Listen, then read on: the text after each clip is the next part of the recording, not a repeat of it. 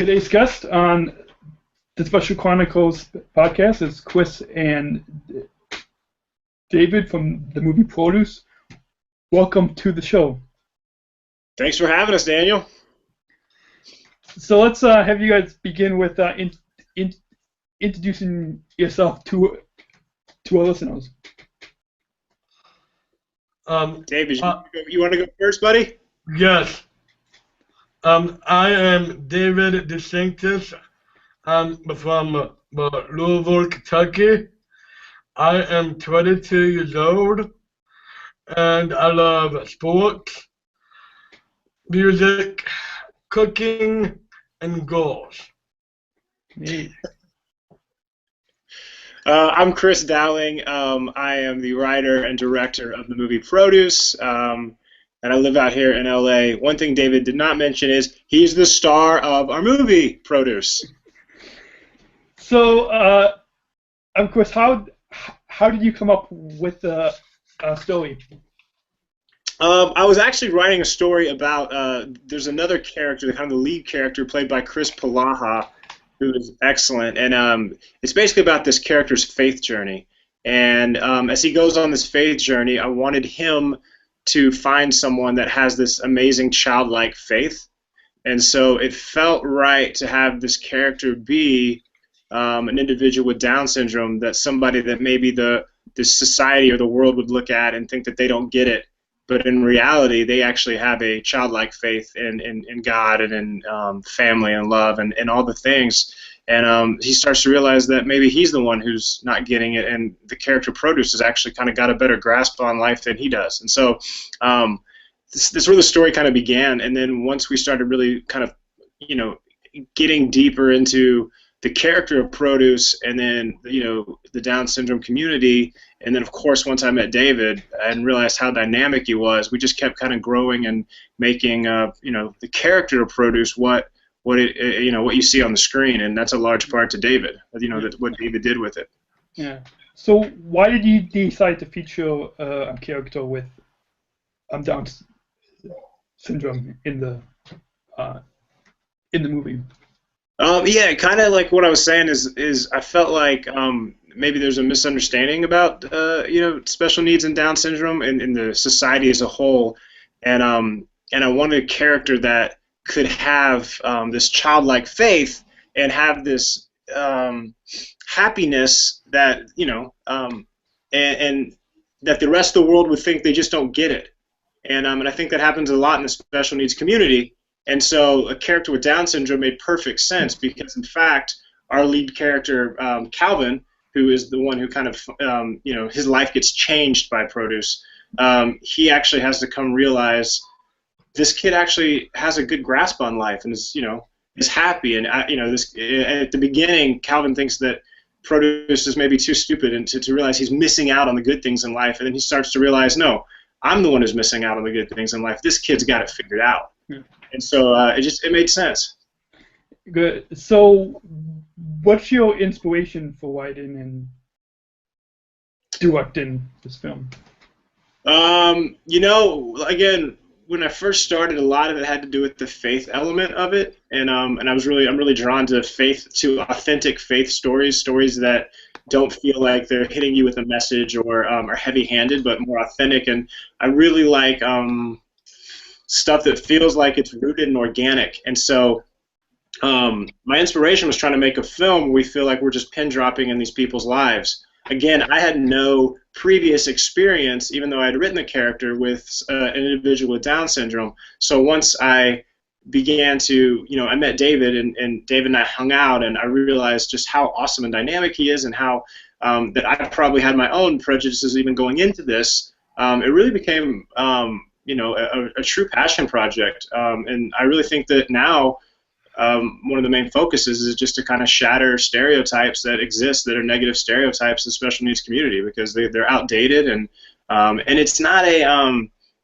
malicious thing. It's just I think people are ignorant of the truth, and so we just want to kind of get our message out there, and that's a big part of this now. Yeah, good. So how did you come up with the title of the film? That's actually funny. The true story is I used to work at a radio station, and there was a girl there who also worked at she worked at the radio station part time, and then she worked at a supermarket part time, and she would sit around and gossip and talk to one of the other girls at the station, but she would call everybody by the place they worked in. So like she would always refer to this guy's produce, and she didn't know his real name. But because this guy loved the produce section so much, the guy just kind of referred to himself as produce. So I thought that is like something where, like my character, it could be his domain. And it's a place where like this is where he is in control of his stuff, and so he just goes by the nickname Produce. Yeah, neat. So, what have you learned by working with David? I have definitely learned that walking into this, I was completely ignorant, and that the only limitations that David really had were the limitations I had put upon him. Prior to this, I probably would have lumped, I would have let Down syndrome define like a person, and at the end of this, I walk away and I go, man, like I said, David, he's a very dynamic individual, and I've met a lot of other individuals that have, special needs all across the board, and it's just, again, it comes from a place of ignorance. It's just, a lot of people don't have contact with, special people with special needs, and so there was such a growth in that. And David, I consider a good friend of mine, man. Whenever I see him, I mean, it's awesome. Like it was just fun to hang out, and so it was really eye-opening, and maybe it was kind of cool too. Like walking into it, my wife, before I got there, she was like, "You have to read these books, and you have to talk to people, and you have to do all this stuff to, prepare yourself, to understand and to learn about Down syndrome." And I said, I'm just gonna go in there, and I'm gonna treat this guy like a dude. I'm gonna go in, and I'm just gonna say, let's just start from scratch. And so I did, and I went in there, and I just met David, and he taught me a lot, and I think I taught him a lot, and it was an awesome team, and then it was like a family. Yeah, neat. So, David, how did you hear about this movie? Well, I had heard of the movie by my transition advisor of the Thin of Down syndrome of Louisville, Missy Hillock, and also she told me that I would meet this producer, Baron Chakraborty, in my hometown and state, and so she set up a lunch for me in St. Matthews at a place called Meadow Mushrooms, and Baron Chakraborty and I just had a lunch with my dad, and he suggested for me to audition then for the movie, and that's it. Neat. So, how has being cast in this movie changed your life? Well, it has really opened new doors for me to have more connections, to help me to become the perfect actor. And I have met all kinds of incredible people, like Malone, Chris Dowling, the writer-director, the lead role, Chris Palaha, and also even McKelly Miller, that who plays Kitty Campbell, the daughter of the lead role. Neat. So, what did you enjoy most about acting in this movie? Well, we just had an extremely great time with each other, of having fun, of the other actors. We danced, we laughed, we joked around. But most of all, the thing that I enjoyed most about acting is just being around with my produce family. Neat. So, have you always enjoyed acting? Yes, of course, because ever since I was about 11 years old, I've always wanted to act. I did a cooking segment back in high school called Cooking with Dave, where I made the dough and everything for the pizza. I made pulled barbecue sandwiches. I made a heart-shaped strawberry pie for Valentine's Day. Neat. So, how is the character of Produce in the movie similar to yourself? Well, he is friendly, and I am also friendly, and he likes to have fun, and so do I. But the difference to me is that he is shy and timid, and I'll never be shy and timid at all ever. Neat. So,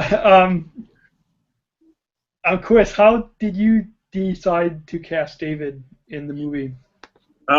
We actually, I mean, we can say we had a worldwide search for the character of Produce, and we had actors with Down syndrome from all over the world, actually even Australia. So I mean, technically all over the world, but that sent in tapes, audition tapes, and everything, and you know, it was awesome seeing that. And a lot of people had very different takes on it, and I met with a couple actors and locally, and I just, at the end of the day, David's tape, his acting tape wasn't the best tape, but his personality was definitely, it's electric. I mean, you can see right here, the guy's he's amazing. And so, thank you, Chris. Of course, buddy.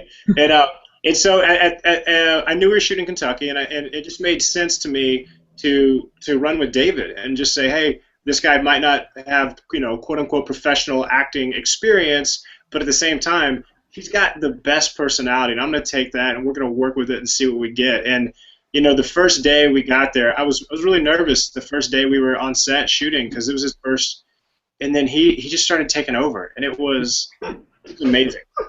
So it was amazing. I'm telling you, it was like I had the weight of the world on my shoulders walking into this, not knowing what I was going to get from David. And then suddenly in that first, you know, those first scenes, it was just like, oh, this is going to be good. And so he nailed it. So I can't imagine someone else playing that role now. I mean, David, the character is so, him and David have so kind of just meshed because he was so good in it. And he's so believable. And we took a lot of some of David's personality too, and we let that kind of shine through because David's really funny. And so there's a lot of moments where I would let him kind of improv, and when I did that, he would shine because he's a good actor. He's a great actor. So it was awesome. Yeah. So, what do you hope viewers will learn by watching this movie? David, you want to answer that one first? I want you to first. Okay. For me, you know, what I hope is, I hope we have people that see this film. First of all, I hope people, in a broad sense, just enjoy it because it's a good film, and we're very proud of it. And it feels very real and authentic, and we're very proud of it. I hope people. So far we've had many people in the faith community that have seen it and been very inspired, which I love. People, again, the broad audience has loved it, and even the title role, Calvin plays. He's an alcoholic, so we've had a lot of people that which actually surprised me, that came to me to talk about addiction and stuff, which was great. At the end of the day, the big push, or the big thing that's really, like I said, opened my eyes is I hope people just get a new. It's kind of a 1-2 punch, okay? Because I want people to see the film and they see the character of Produce and they realize how much someone with special needs or with Down syndrome can accomplish, and how similar they are versus dissimilar than to an individual that doesn't have Down syndrome. However, the second punch of that is to watch David DeSanctis. So now we're taking not the character, but we're taking real life and saying, watch what someone with Down syndrome can achieve, so that all of us that have again, preconceived notions and conjecture of what we think Down syndrome is, watch David blow that away when you watch him perform. And so that's what I want people to take from this. I want people to be that the parents that have children maybe with Down syndrome, and they're inspired to say, oh my gosh, look, it's limitless what my child can do. Mothers that get a diagnosis that their child is going to have Down syndrome, they go, oh, my child can be a blessing and not a burden. Individuals themselves that can watch and see someone on screen and go, wow, that's awesome, and they can look at David, and David can be I think a hero to them. I mean, like, he's accomplished so much, and he's so good. So, I mean, at the end of the day, it's about, changing the narrative of what we do with stereotypes in the special needs community. Yeah, neat. So, David, what do you hope the viewers will learn from this movie? Well, I think Chris Dowling really summed it up for me to anchor this in a whole complete different way than what I've written down on the paper. Yeah. That my dad printed out for me. This movie has different several groups. There are multiple groups that can see this movie, because one way is like for baseball fans, another way is for people who has drinking problems, who deals with alcoholism. So I would help other people to put them on their different spirit paths of helping them, of changing their lives, of what I did to Calvin Campbell, of trying to make them to be part of the AA thing, to try to stop drinking in real life, like my Uncle Larry on my mom's side, and also for baseball, the people like my next door neighbor. He's a real huge Red Sox fan. That I really need him to watch my movie because of the baseball way. And in the other ways, it's like faith-based, like St. Mary's Church in Louisville, Church of Epiphany, and other churches as well. But the main point, now the other, is that I want people to see my abilities, never on my disabilities, and I hope to inspire others to go for their dreams and to never give up. And just recently, at my promotional thing at the Louisville Slugger Stadium that I just did, a Down syndrome child asked me a question, then of kind of effect of who are the people who inspires me the most. Well, it's my nieces and my nephew, Aiden, Ashley, and Avid DeSanctis, because once they look up to me, I'm like their role model to them, and I really love to help them with their lives, especially Chris Dowling's children as well too. And the reason why is because I'm like a hero to them, like I'm an icon of just like Batman or Spider-Man. Yeah. Kind of like. So, of course, what do you hope the viewers will learn about friendship and those of us with special needs? Yeah, kind of what I was saying earlier. I think that when you talk about friendship, you can find friendship in the most unlikely places, and sometimes all it takes is saying hello or approaching someone that maybe you wouldn't regularly do it, and you don't know where that leads. So I think that's a very telling story on the friendship side. And then again, with special needs, I just feel like, again, people are not, for the most part, malicious with if they have a negative stereotype, I guess even. It's ignorance. And so they just need to understand. They need to understand that the R word, it is hurtful. They need to understand that there's such productive members of society, and that it's not like I said. I just think we're stuck in like this old, I keep saying it, but like ill-conceived like version of what we think the special needs community is, and it's not that. And so again, we want to open people's eyes, and again, I think David, just meeting David is enough. I mean, if you just meet David, like, again, that's what it took for me, and I was like, wow, this is crazy. Like, the guy can beat me in golf. He's a better dancer than me. Like, he's a great actor. Like, he's just so dynamic. Knows more music than I do. Makes great playlists. Like, it's just, it's really eye-opening. So I hope people walk away with that feeling. Yeah. So when is the movie expected to be in theaters and on DVD? Well, we do not know of when Produce is going to be out on DVD just yet, but in the theaters, we are hoping for the movie to come out in March the 21st.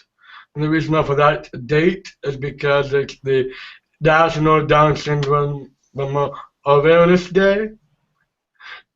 And I know that I'm doing a podcast with you, Daniel, and Chris, but if this was a face-to-face interview, I would personally give you, Daniel, one of my business cards.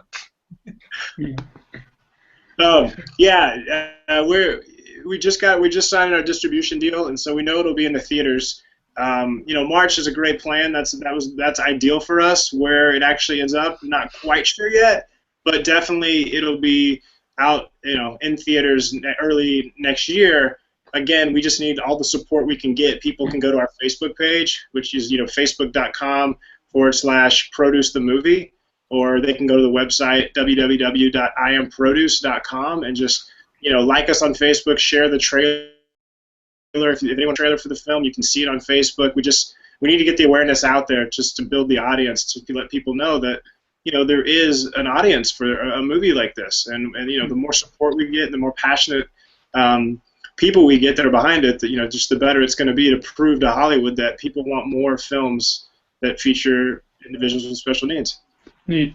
So where online can our listeners find out more information? You had mentioned. Yes, they go to Facebook, and then you put in "Produce the Movie," and that will take you there, or www.iamproduce.com. And again, we'd love you to go like our page, share the trailer, make comments, tell your friends, do whatever. Especially friends and family that stationed in the armed forces over the seas. And the reason why is because my goal is to bring it to be internationally, not nationally. Yes, we would definitely be international at some point. Yeah. So, do you both have any final thoughts that you'd like to share with our listeners? Well, just go for your dreams. Don't let anyone stand in your way. Like for teenagers or young adults, do not let your parents stand in the way. Tell them your dream and go for it. With power, with friends behind it to support it, and just go out there, and because the one saying that I live by is the sky is the limit. There is no limit at all except for the sky. So just go for anything. Don't let anything or anyone stand in the way. Yeah. I'll end on that. That was very well said. So I will say David nailed it. So. Absolutely. So I'd like to thank you guys once again for taking the time to come on the show. Thanks, Danny. We appreciate you. Thank you so much. Thanks. You're welcome. Thank you, Dan, for having me on the show. Thanks.